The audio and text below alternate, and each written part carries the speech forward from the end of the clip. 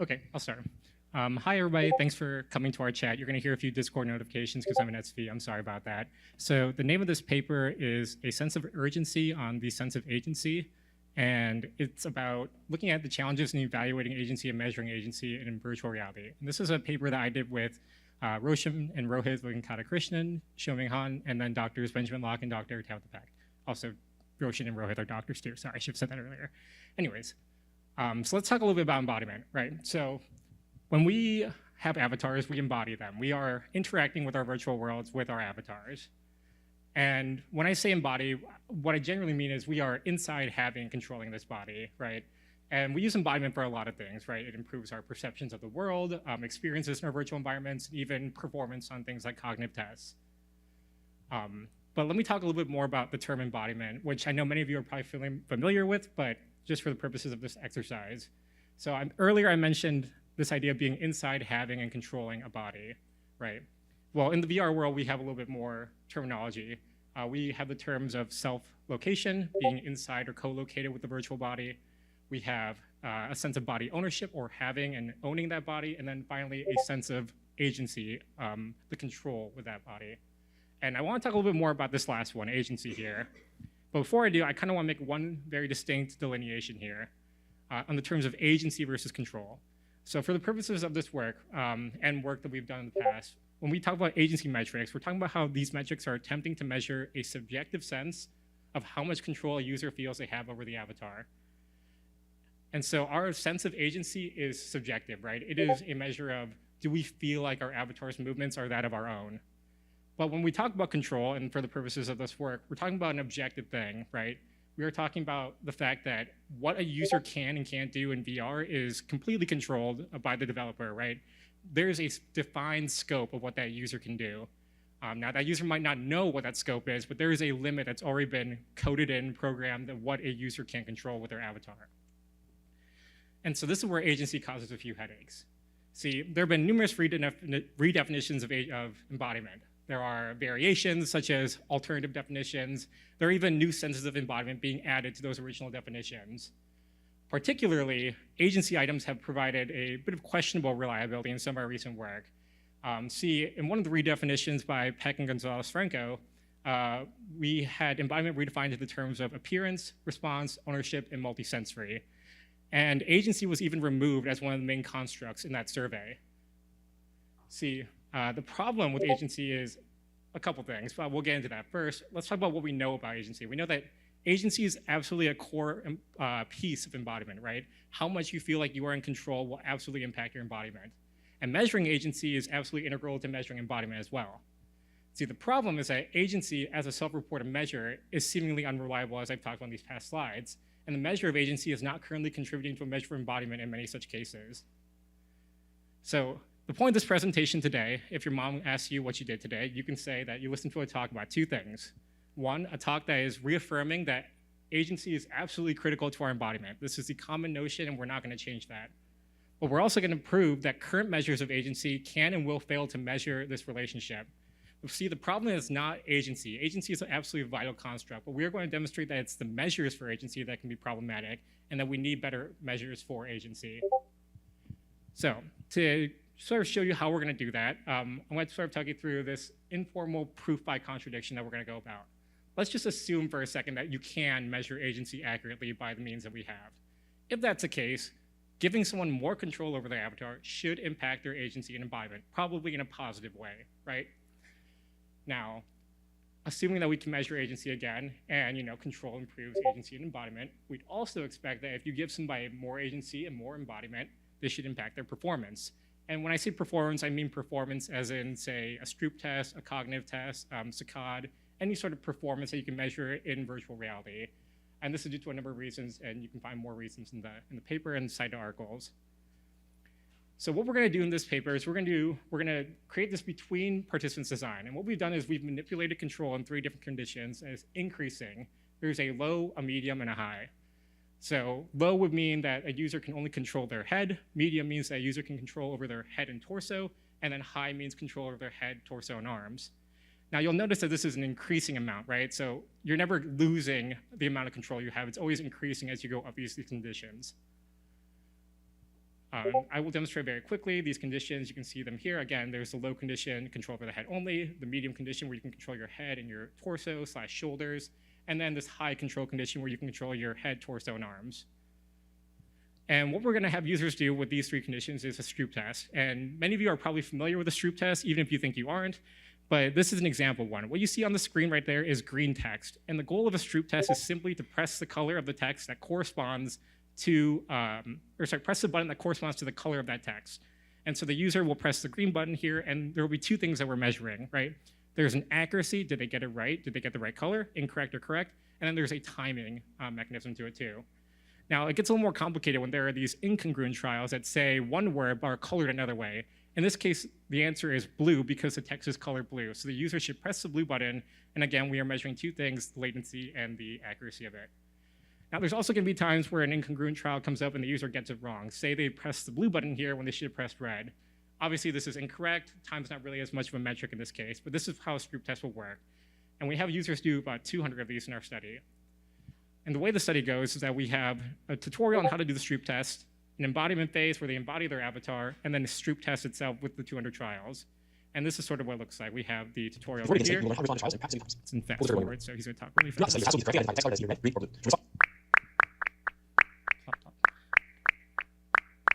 And then there is the embodiment phase. And then during the embodiment phase, it's very typical, right? We have the user look around their environment, describe things that they see, try to, oh, that should have been there longer, that's okay. Should have tried to look around, feel different things, see what they, say what they see, move around their limbs, and so on.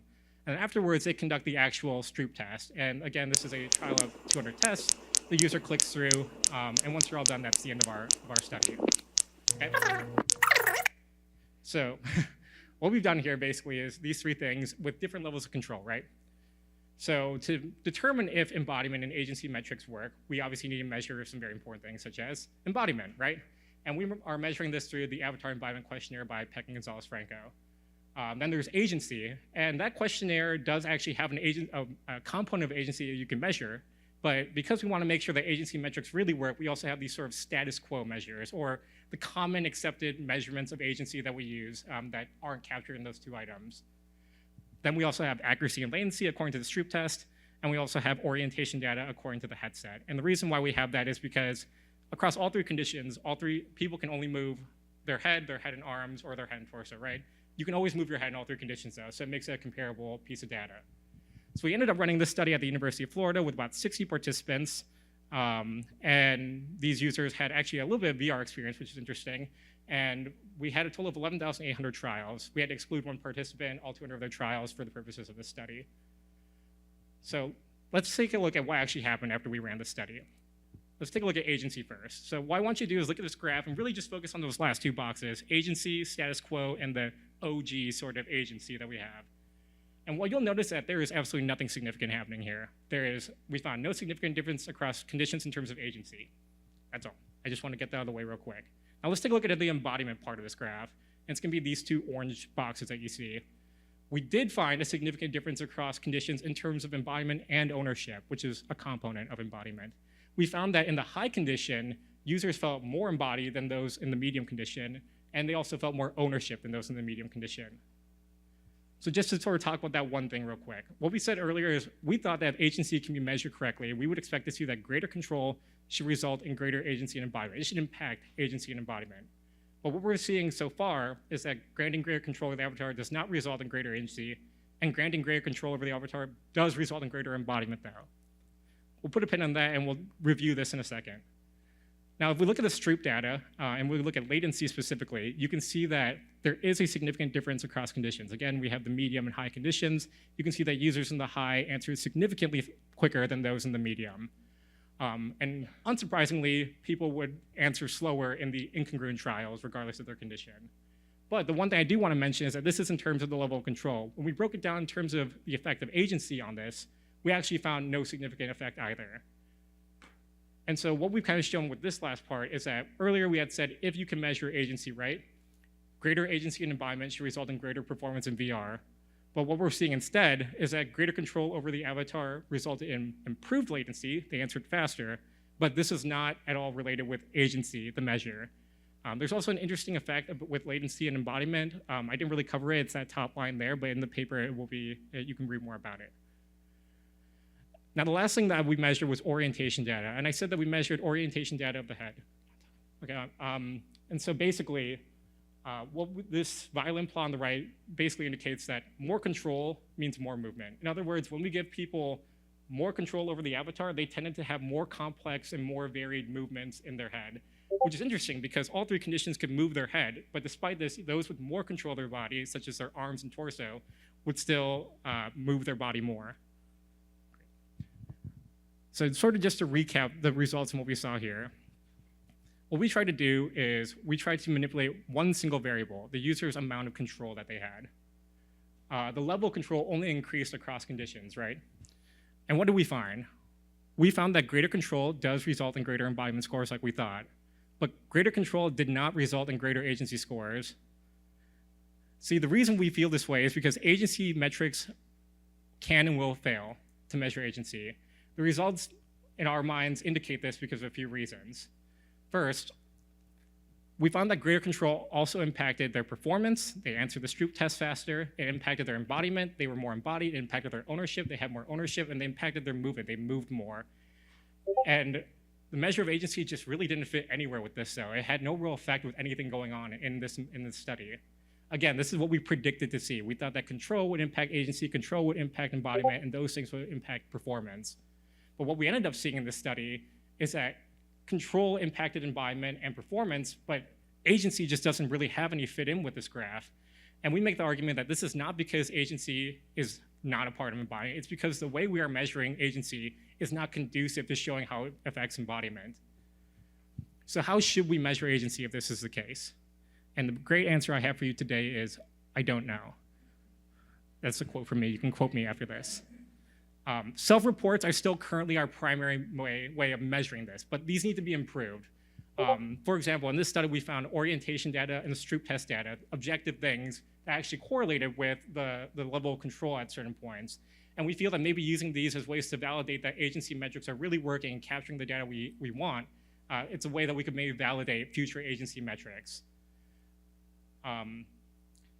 Agency might also be something that's context dependent, right? So with humanoid avatars, we consider good agency to be when the avatar matches our movements, right? I lift my arm, the avatar's arm moves. I move my head, the avatar's head moves.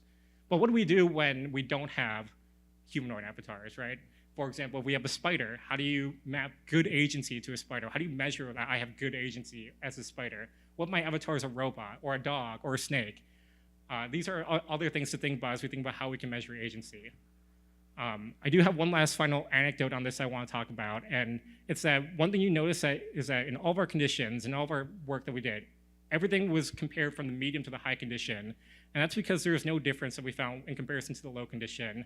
And while there are a lot of reasons why we could hypothesize this to be the case, we talk about in our paper this idea that maybe control isn't exactly a one-to-one relationship with embodiment. Maybe control is actually more of a uncanny valley effect, where the closer you get, that's just not quite real. Maybe that's what's impacting embodiment, or maybe that's what's impacting control. So that's all the time I have to talk about this. If you'd like to chat more about embodiment, please feel free to contact me either after this or scam me on this thing. I also do things with virtual humans. Yeah. Oh, and if there's anybody who knows anything about living in Washington, D.C., I'd love to relocate there. So, talk to me. All right, thank you. Any question? Maybe only one.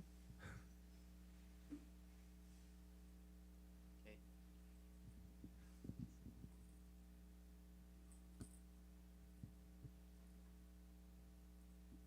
Right. Thank you for your presentation. This is just a great and also really surprising result as well.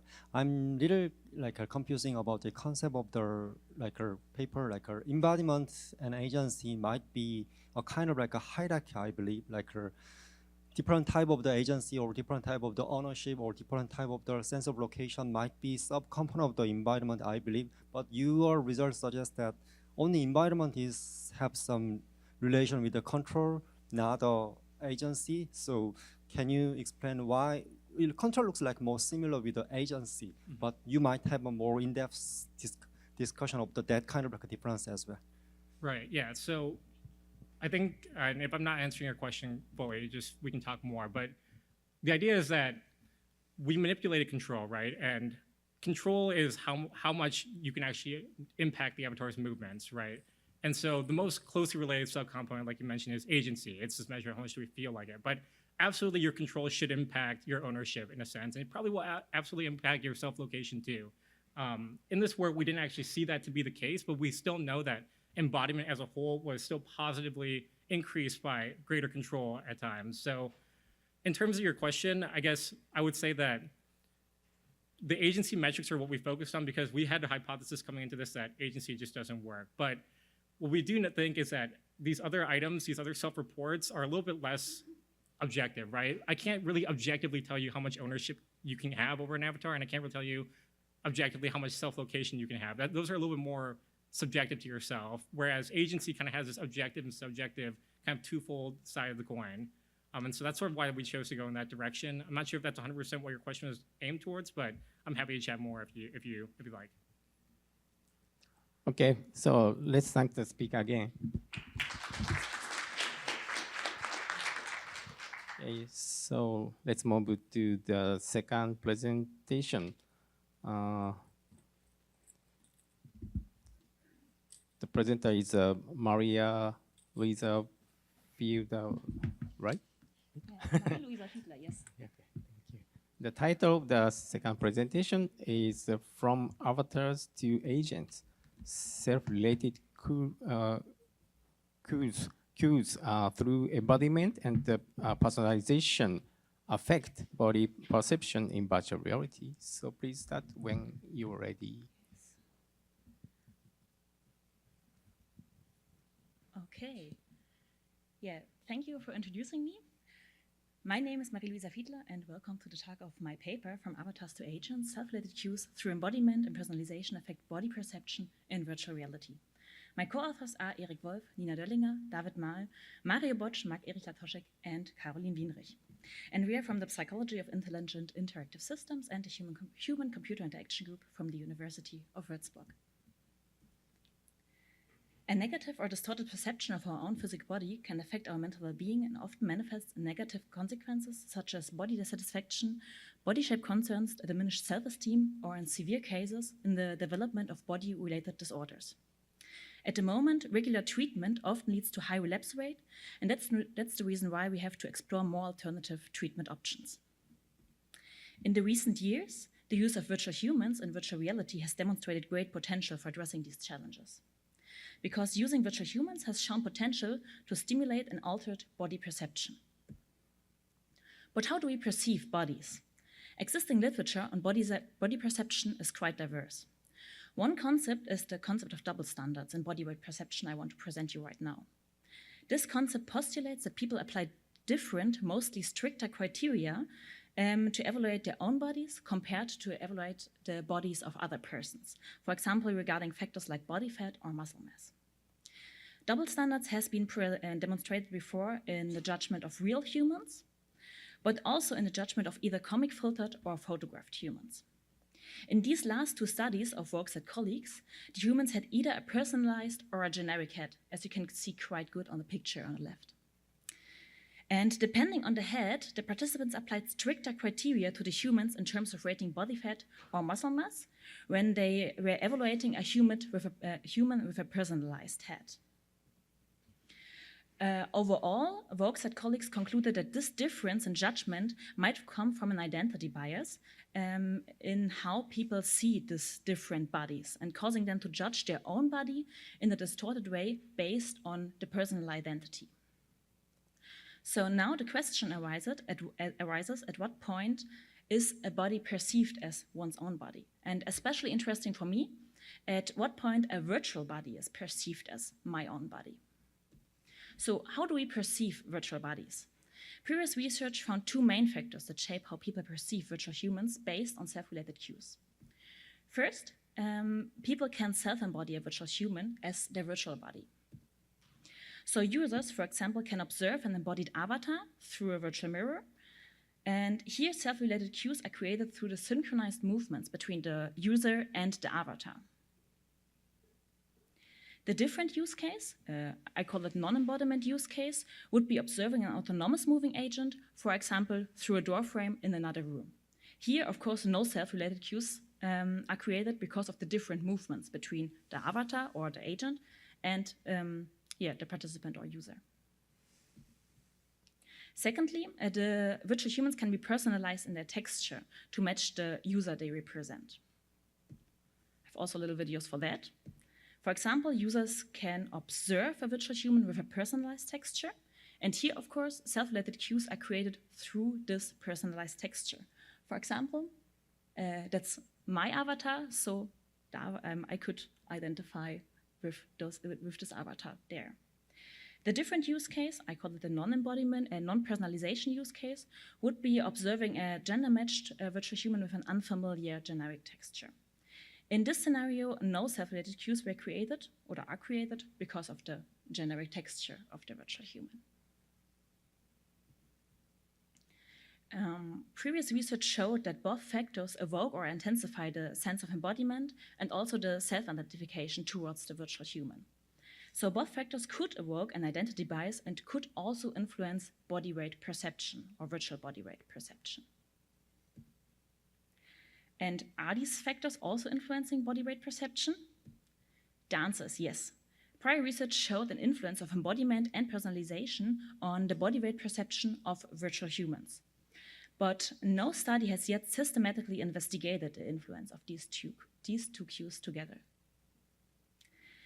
Next to those cues, these studies also found an influence of the own body weight, so of my body weight, on the virtual human's body weight perception, depending on the presented self-related cues, embodiment, or personalization.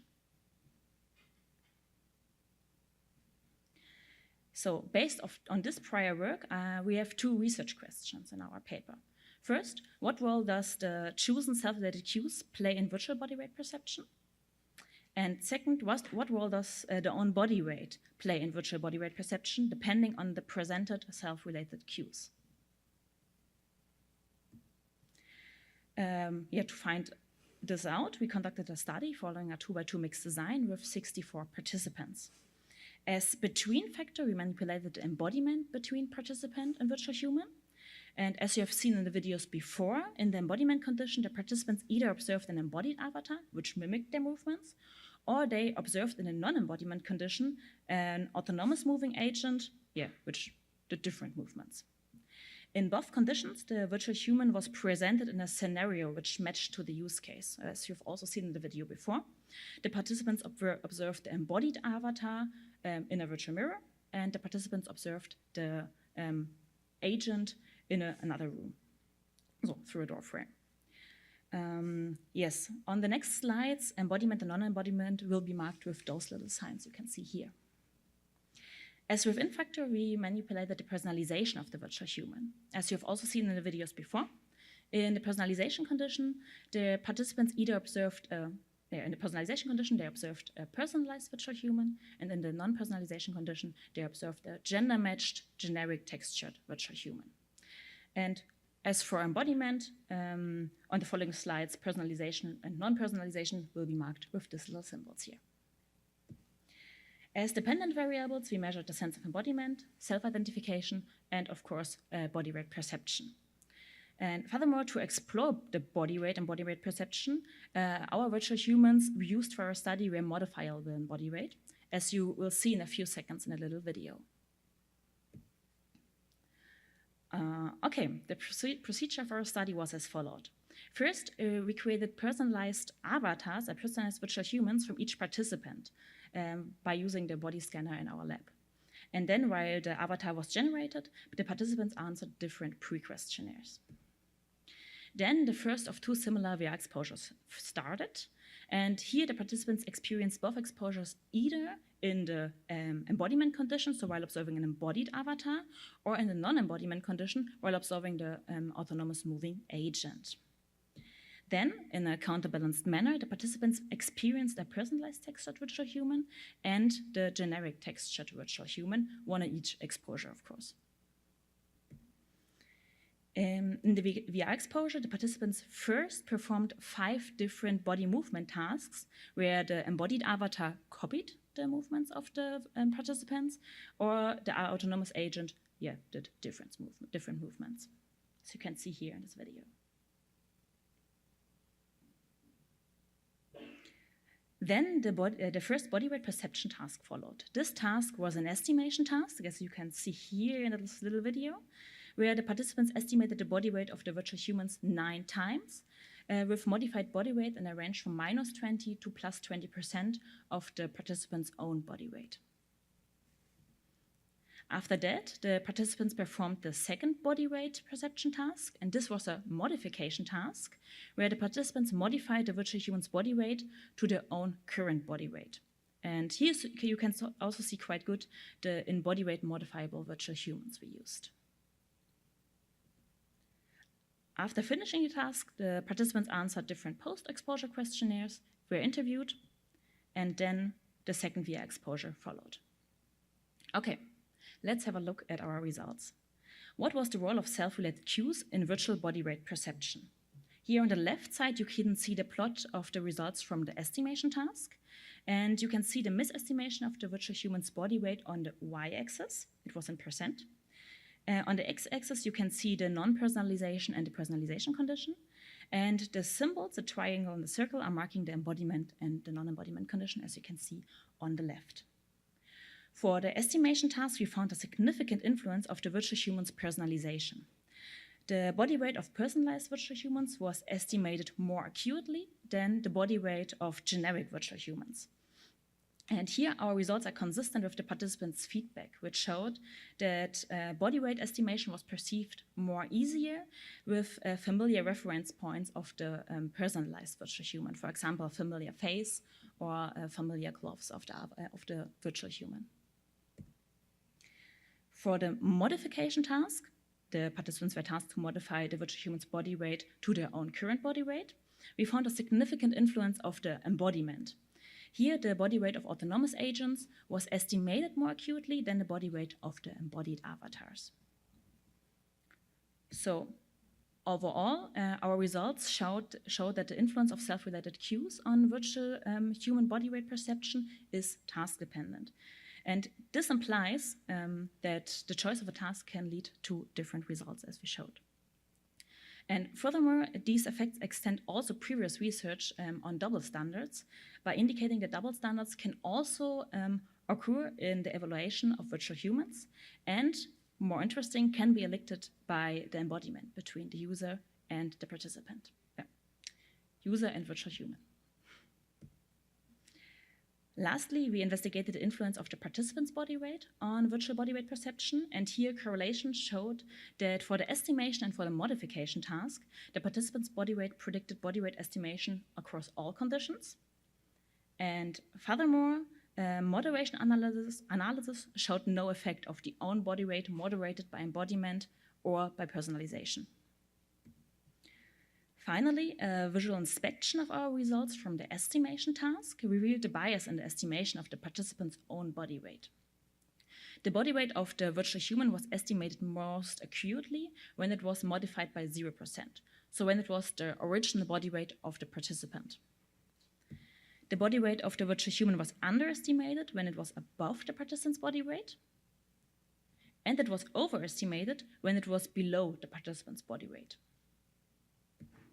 So we can conclude here that in contrast to prior work in our study, the participant's body weight influenced body weight perception of the virtual human across all conditions. So there was no influence of embodiment or personalization on that. In more detail, yes, we found it over all conditions. And overall, we can say that the perception of the virtual human body weight is biased towards the participant's body weight, as you can see in the plot here. And this bias is called contraction bias. Thank you.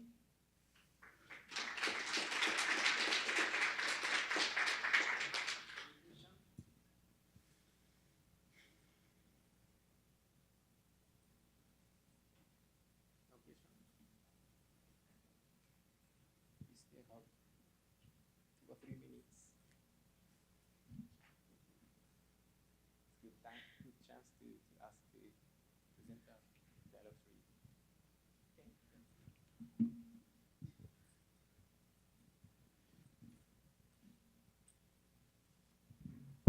This may be a tangential question, but sometimes, depending on the time of the day or what you've eaten or whatever, you could feel more bloated or you couldn't. Did you guys think about that when you're running this experiment? That's a really good thing to say. Sadly, no. But maybe we should consider this in future studies on what time of the day it is and if people have eaten beforehand. I think I had one participant who said, "Oh, I feel so full. I had lunch a few moments ago." Sadly, no, but that's a good thing to consider in the future. Thank you.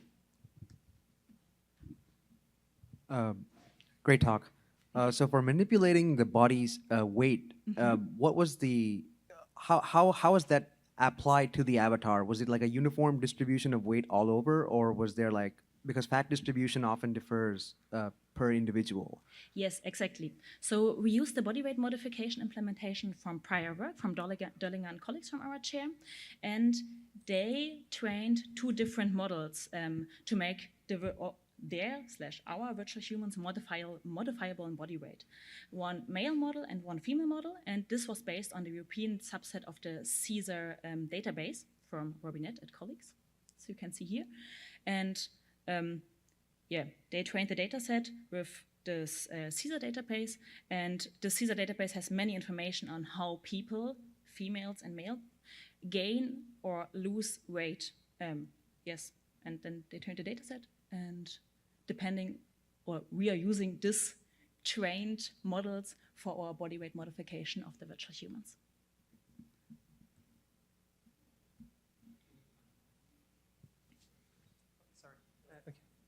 Yeah, thanks for the great presentation. Maybe just a short question, because, I mean, maybe this is now something different, but usually, I mean, if you have to judge your own body and you don't have a mirror, you look around, right? You look down. And I guess that maybe some of the insecurities and the feeling about body weight also come from the judgment of, let's say, I don't know, the belly that I see. Were participants in your study in the condition where they were actually having control over the avatar also, well, I'd say encouraged to look down, or just into the mirror? Because I think this might also have at least some effect, right? I mean, if your arms are a bit bigger and maybe your belly sticks out a bit more, those are the cues that we are usually used to, right? Totally, this could have an effect. Yes, we encourage the participants to use the mirror, but also to look down on themselves. And this is one of our limitations of our work, because they only had a body on their own in the embodiment condition. They didn't have a body, maybe it was visible in this video. In the non-embodiment condition, the participants didn't have a body on their own, because we wanted to make sure in our first study that we can discriminate quite accurately which body they are evaluating at the moment. So yes, I would say this have an influence. Okay, thank you. You're welcome.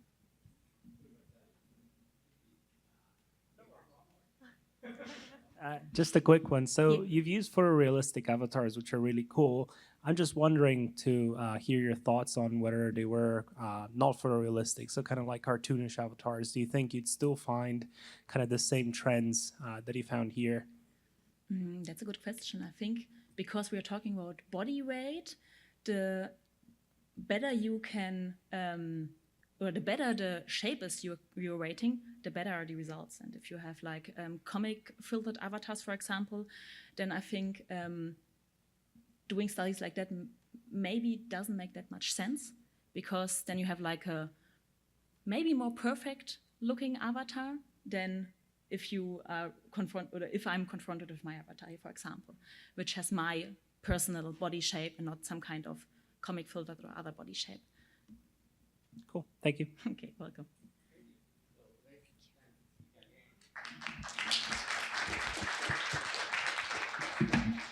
Okay, we're gonna move on to the third presentation.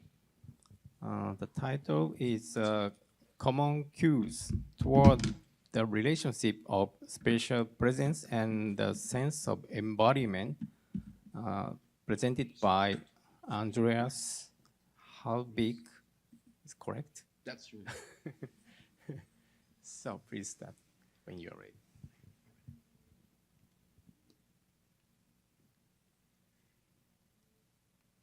Okay. Hi, everyone. Today I will present my work entitled Common Cues Towards the Relationship of Spatial Presence and the Sense of Embodiment. The work was authored by me, Andreas Halbig, and my supervisor, Marc Erich Latoschik, and we are both with the Human-Computer Interaction Group at the University of Würzburg.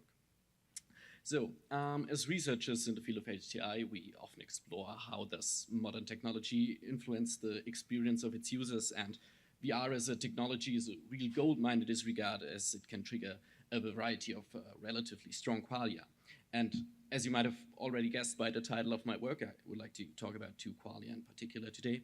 On the one hand, the sense of spatial presence, the sense of actually being located in the virtual world instead of the physical world, and the sense of embodiment, the sense of owning, controlling, and being located inside a body, which is in VR often related to the avatar. And if we want to learn something about that relationship, we can do that in two ways. We either look at the empirical results or we look at the theories. So let's first have a look at the empirical results. On the one hand, there are many examples where typical embodiment cues can also affect the sense of spatial presence. For example, in like typical avatar versus no avatar comparisons, it is often shown that the existence of this avatar increases the sense of embodiment, but also the sense of spatial presence. The same is, for example, also true when we put in latency to the movement of the avatar. It harms both the sense of embodiment, but in the same sense also the sense of spatial presence. And, for example, even top-down factors can play that same role. Where we, for example, use personalized avatars, it increases the sense of embodiment, but also the sense of spatial presence. And on the other hand, there are also examples where typical spatial presence cues can affect the sense of embodiment. For example, in an experiment by Waldemar et al., they compared a cave to an HMD setup and found that, for example, the HMD, they are both the sense of spatial presence, but also the sense of embodiment was increased.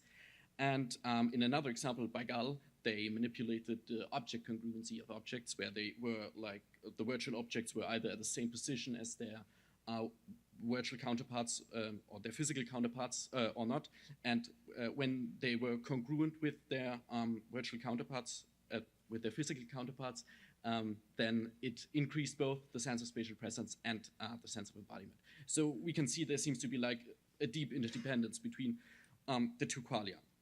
And if we look at the connection from a theoretical perspective, then like there's not too much out there. For example, a really good starting point would be the well-known presence theory from Slater from 2009, like where the virtual body plays a special role for the place illusion, as your body is usually where you perceive yourself to be in. So here the virtual body was established as a contributor for spatial presence. And viewed in isolation, this is certainly a true statement. But we think that it just covers a smaller, like a smaller part of the bigger picture. It were not just the avatar versus no avatar conditions that showed this parallel behavior between both qualia, but there were many other examples where both were affected by common cues. And on the whole, we had the impression that the theoretical considerations lag behind the empirical research. So it motivated us to a little bit push the discussion and come up with maybe another novel perspective that I want to present to you right now. So we usually consider the cues for spatial presence and for embodiment separately, but based on what we've just learned from the empirical results, we can deduce that such a distinction doesn't make like too much sense, right? I mean, we've seen there were quite some examples where both qualia were affected by common cues, and from a theoretical perspective, that makes total sense. For example, if we just look at these spatial presence cues, they are often bound to some motor and perceptive abilities of the user that make them available to consciousness. And spatial presence is often discussed as a measure of how strongly the biological body is connected to the user interface. And if we now think about the sense of embodiment as the degree to which one feels like owning and controlling a body, then the support for all these typical immersive properties of VR also means the support for more of these physical abilities, so they become, let's say, effective through this process. So we think that every spatial presence cue has at least the potential to also be an embodiment cue. And turned around, if you look at the traditional embodiment cues, they all have something to do with your own virtual representation and its behavior to the relative to the virtual environment. For example, how it moves relative to environment and its objects. So all these congruent information that would emanate from your virtual representation also give you like more precise information about the virtual environment, its properties, and how you are relatively located there. So we think that ultimately also feeds into the conviction that you are really there. So we think that every embodiment queue has at least the potential to also be a spatial presence queue. And to test the validity of this idea, in the next step, we picked out some of these queues and wanted to investigate whether and to what extent they can really serve as spatial presence and embodiment queues. So we picked out 2 queues that are typical for spatial presence and 2 queues that are typical for the sense of embodiment. And then we conducted 3 really simple experiments that each manipulated 1 or 2 of these queues and looked how much they coin in on which quail. So in experiment 1, we picked out head tracking and wanted to find out if and to what degree it can also serve as an embodiment queue. In experiment 2, we manipulated the wealth of passive depth queues that are in a scene and wanted to find out if and to what degree they can also serve as embodiment queues. And in experiment 3, we manipulated the visio-tactile and visio-proprioceptive cues that emanate from a virtual hand and wanted to see if and to what degree they can also serve as spatial presence cues. So experiment 1 was a really simple one-factor between subjects design in which we immersed people into a simple environment that invited them to look around in a virtual environment with fish tanks, and one group had their head tracking activated while the other one had a fixed HMD and thus also no head tracking available, which resulted in a fixed view that you can see on the bottom image. The task was also very, very, very simple. In a 4-minute habituation phase, the participants just had to let the virtual environment take effect on them. In experiment 2, we did something really similar for passive depth cues. Once again, we leveraged a one-factor between subjects design. We had one group that experienced a virtual environment where we heavily reduced the depth cues, which means they had a monoscopic instead of a stereoscopic vision. They had no linear perspective, or little linear perspective, no shadows, and no or only little texture gradient. And we had one group that had all of these depth cues available, and the reduced version is obviously on the bottom. And just like in experiment 1, there was a habituation phase of 4 minutes. And in experiment 3, we built a simple setup of the virtual hand illusion, as it allowed us to easily manipulate the visio-tactile and visio-proprioceptive synchrony of a virtual hand. We 3D printed a handrest that defined a fixed position for the participant's right hand, and it was tracked by a controller. Moreover, we tracked the ball with a second controller, and this setup was the basis for manipulating the visio-proprioceptive and visio-tactile synchrony of this virtual hand. And in the experiment itself, the phases were alternated in which either the participant's hand was moved by moving the board, the tracked physical board, and or the hand was stroked with the tracked ball, just like in the normal rubber hand illusion. And we had 2 conditions. In one condition, the hand and ball movements were synchronized with their physical counterparts, and in one condition, there was a delay of 5 seconds. So the most important dependent measures in all 3 experiments were, as expected, spatial presence and body ownership and agency as embodiment subfactors. They were measured by questionnaires after the respective habituation phases. And in experiment 1 and 2, we used an adapted version of the body ownership and agency questions, as we wanted to adapt them more towards the general feeling of owning and controlling a body. And overall, we collected 116 data sets in 3 different experiments. And looking at the results, one can see that they all go into the direction that we predicted with our perspective. The graph on the very left shows the results for experiment 1, where we manipulated the head tracking. The middle graph shows the results for experiment 2, where we manipulated the available depth cues, and the third graph shows the results for the manipulation of the virtual hand illusion, and all the blue bars showed results when we restricted the respective cues, and the orange bars showed the results when we these cues were restricted. And one can see that our measures for spatial presence, as well as our measures for the sense of embodiment and agency, they move in synchrony. They follow the same pattern where they are higher when the cues are left unaltered. So specifically for experiment 1, that means that restriction of head tracking had a very strong effect on agency. Like obviously, the removal of head tracking, it causes a fundamental restriction of the active use of a central motor skill. And yeah, this also restricts the sense of controlling a body. And surprisingly, we did not find a significant difference for the spatial presence values, since we can rule out the possibility that the head tracking was insufficiently manipulated. We assumed that our measuring instrument was maybe not sensitive enough in this particular use case. As one would expect, we found a significant difference for spatial presence between the group that had a rich set of depth cues at a disposal compared to the other group. For body ownership, we found the medium effect that did not quite reach the 0.5 cutoff. So the interference to the population is not necessarily given. Nevertheless, we find it remarkable that we were able to find such figures. It shows that even like passive depth cues that do not require any active motor control by humans can potentially also have an impact to the extent that they feel embodied in this environment. And the results for experiment 3 are relatively clear.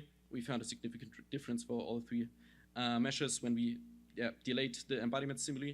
It allowed us to show, like in a really minimalistic setup, how the visio-proprioceptive and the visio-tactile synchrony of this virtual hand can also serve as spatial presence cues. The virtual hand that did not behave as one would expect just made the participants doubt the whole environment and that it is their like current location. One could say that it created an amplification of this belief. To summarize everything, let's get back to the research questions. We asked whether head tracking can also serve as an embodiment cue, and our results suggest yes, they can. We asked whether passive depth cues can serve as an embodiment cue, and here the results were mixed, but also with a tendency that speaks in favor of the idea. And we asked whether the visio-tactile and visio-proprioceptive synchrony cues can also serve as spatial presence cues. Our results also suggest that they can.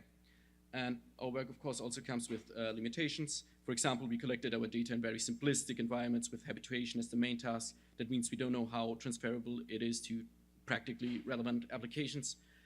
There are like a few things to consider for future work. We have explained this connection between the two qualia primarily on a theoretical level. Another starting point could be to look where these common factors lay in the measurement instruments themselves, like for example doing a factor analysis across many presence and embodiment questionnaires to see where these common factors come in. And another idea would be to just look at other basic features of VR and see how they, to what degree they can also serve, for example, as embodiment cues. That's it for now. Thanks for the attention.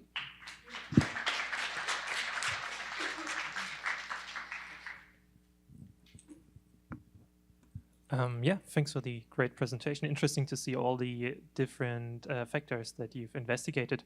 Maybe just a couple of questions, because I maybe didn't really understand it correctly. So if I understood it correctly, in the beginning, in the first part where you had the head tracking disabled, right? You still had the variable body ownership that you've investigated. Was there a mirror, or what was the body of the, participants? Yeah, that's a really good question. It actually opens up a lot for me that I couldn't fit into the 12-minute talk. We actually in the paper and also in our theoretical considerations, we distinguish between the general sense of embodiment, the sense of generally owning and controlling a body, and this virtual embodiment where all of this is related to the avatar. And actually, in this experiment, we did not have a body and measured this general sense of like how you feel like owning in this, like if you really feel like owning and controlling a body, because we think that this is like really core to this connection between spatial presence and embodiment, because this process is so similar, like spatial presence as this measure of how your body and your motor and perceptive abilities are connected to the user interface, and embodiment like is this sense of owning a body. And like we didn't really find other experiments that did this, like looking at how VR affects this sense of embodiment even without using an avatar, because the avatar is just like this visual sub category here. And I mean, I could now talk more about how this once again relates to the actual sense of the virtual embodiment, but I think then but interesting to see. I mean, you have a difference in agency, and we just heard agency should increase embodiment, right? Now here we have no effect really on embodiment, but on agency. If I understood the slide correct, I mean, if I saw it correctly, there was a difference in agency, right? But not in embodiment. No, I think the other one was body ownership. Oh, sorry, body. Oh, sorry.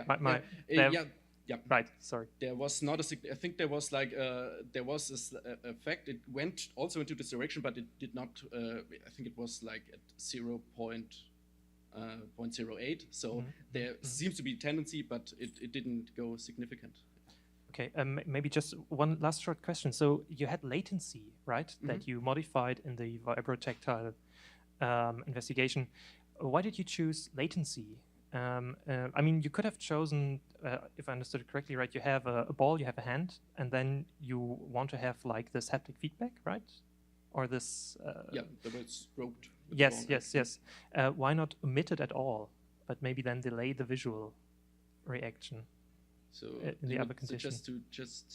No, can you repeat it? Okay, sorry. Maybe it makes sense to talk later about it, because maybe I have to read the paper and or maybe understand it a bit better. But thank you. Okay, thank you.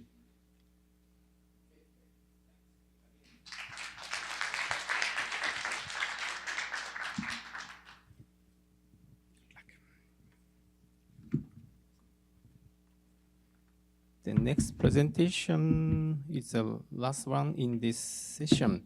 The title is Cultural Reflection in Virtual Reality, the effects of user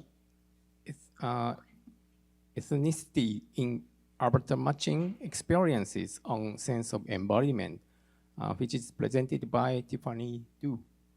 Okay, so please start. All right, thank you for the introduction. My name is Tiffany Doe. I'm an assistant professor at Drexel University, and our paper is titled Cultural Reflections in Virtual Reality, the Effects of User Ethnicity on Avatar Matching Experiences on Sense of Embodiment.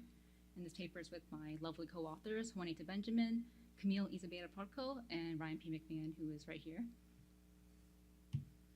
So first, I'm going to talk a bit about background and some motivation. So we looked at avatar ethnicity and sense of embodiment. And although Christopher and Andreas already talked about this definition, here it is again. We're looking at sense of embodiment, the ensemble of sensations that arise in conjunction with being inside, having, and controlling a body, especially in relation to virtual reality applications. And we are particularly looking at avatar ethnicity because VR is growing globally. It's growing user base with more people from different countries and walks of life using it than ever before. And with VR becoming more widespread, understanding the experience of diverse user groups is critical. And so far, there's not much research on how different user characteristics, such as someone's gender or race, affects their VR experiences, especially for embodiment. We don't really know how differences in demographics can affect the sense of embodiment. So why do we look at sense of embodiment? Well, as others have said in this session, sense of embodiment can affect a lot of things like perception, cognition, and presence. Typically, we want a higher sense of embodiment. In a previous related paper that we did, we found that a mismatch in ethnicity can reduce sense of embodiment. So when people did not match their avatar's ethnicity, they had a lower sense of embodiment.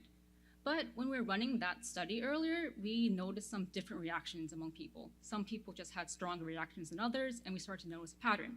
So we wanted to run an extended study to figure out why some people would have different reactions in mismatched experiences and also how these experiences differ.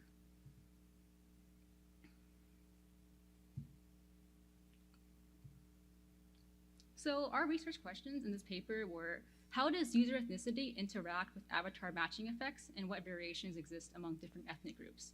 And also, how does user gender interact with these matching effects and what variations exist among men and women?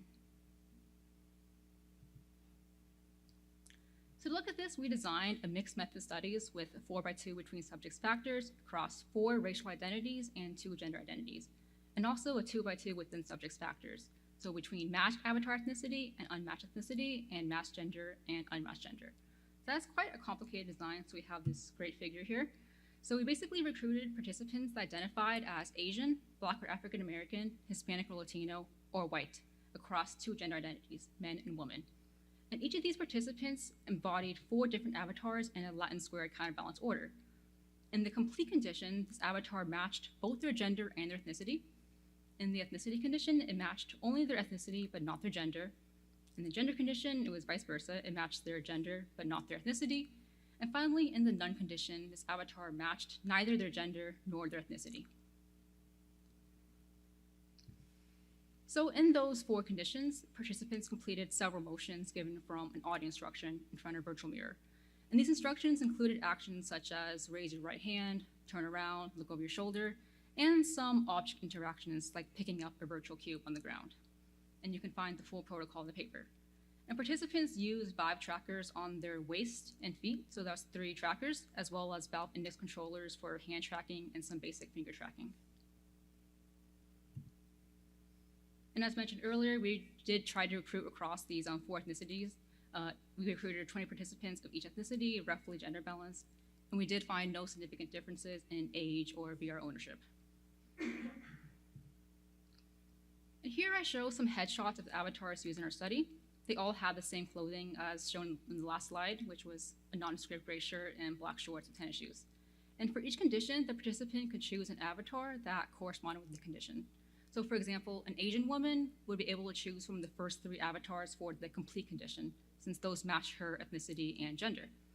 And these avatars were validated to be perceived as their intended race and gender, and are also open source and can be downloaded, linked on the paper. For our measures, we use a standardized embodiment questionnaire, or the SEQ. We use a 2021 version developed by Peck and Gonzalez-Franco. This questionnaire uses 7-point Likert scale questions, and it has a total embodiment score as well as 4 subscales: appearance, response, ownership, and multisensory. We also conducted an exit interview to gain some qualitative responses from the participants. And for our results, we first look at the total sense of embodiment score.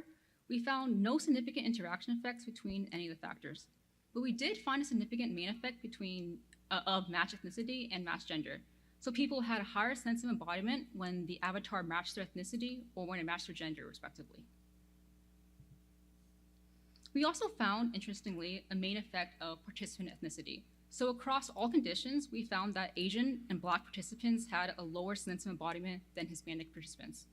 And they also had a lower sense of embodiment than white participants, although it was not significantly different. And perhaps the most interesting thing we found was in the ownership subscale, which shows how much people felt that they owned this avatar body. This had a significant interaction effect between participant ethnicity and avatar ethnicity. On the left, we show all participant ethnicity scores when the avatar matched ethnicity. On the right, we show scores when the ethnicity was unmatched.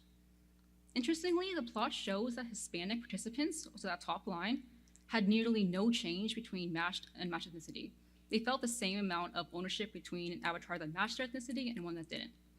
Meanwhile, white users had a slightly lower ownership, but it wasn't enough to be statistically different. Now you can see on the bottom 2 lines, the Asian and Black participants had a significant difference when avatar ethnicity was unmatched. So this shows that matching avatar ethnicity is dependent on the user's ethnicity, where Black and Asian users were more affected than the white and Hispanic users. And we can also see on the left that when avatar ethnicities are matched, all participants have similar non-statistically different ownership levels. But when avatar ethnicities are not matched, we get significant differences. In particular, the Asian and Black participants have significantly lower ownership than the white and Hispanic participants.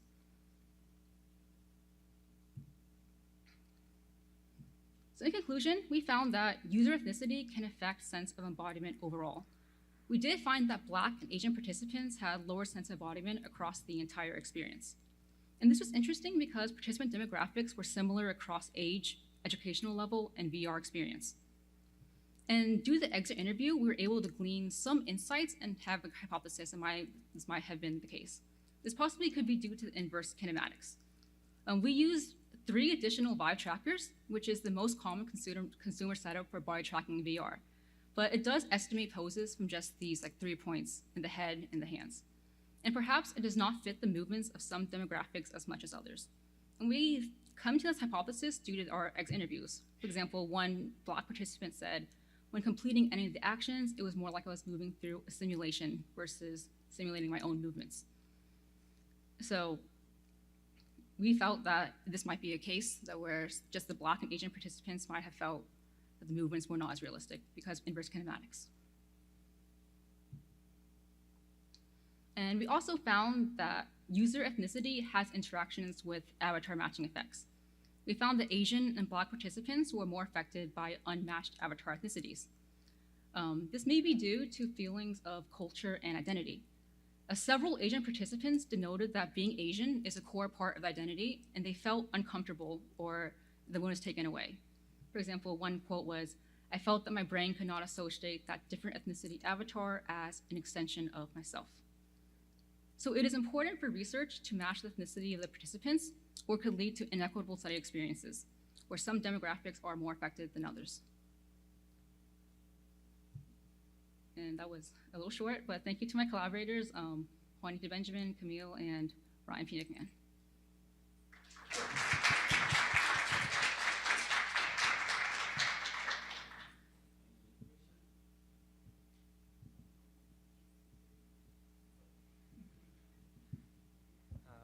Hi, thanks for the presentation. Just maybe one question and then something to follow up. So if I understood it correctly, during your study, every participant was having an avatar of every ethnicity, or just of one or two? So did every participant try out an avatar of all ethnicities? Is that correct, or? Thanks for the question. We had two conditions, unmatched ethnicity and matched ethnicity. For the unmatched ethnicity condition, participants embodied the ethnicity that was shown to be the least representative of their race. Do you think that this might have affected your results? Because, I mean, you had like, it seems to some extent to like a bias. Was this identification of a race that least represents them identified beforehand based on related work, or? Yes, this is based on related work. We actually had an avatar library called the Valid Avatar Library. So we actually ran a large user study to see which race each of the avatars were perceived as. So for example, the Asian participants embodied a Black avatar for their unmatched ethnicity condition, because the Black avatars were shown to be least likely to be perceived as Asian. Do you think that if you would rerun the study and have participants be embodied with all ethnicities, maybe even an artificial ethnicity, that the results would maybe change? I think it would change for some ethnicities, maybe, but I think especially for like the Asian participants, they just felt being Asian was such a core part of the identity that they just wouldn't want it taken away from them. Okay, thanks for the answer.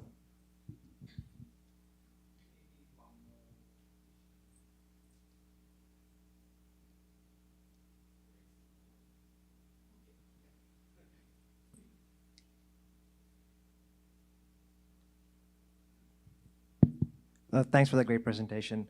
Were the avatars matched in terms of age as well? Was the user's age factored into the avatar that they were embodying, whichever condition it was in? We did have a convenience sample of university students, so mostly all the participants were around the same age, and the avatars were young adults. So we didn't really look at different ages, but that would be interesting to look at in the future. Thank you.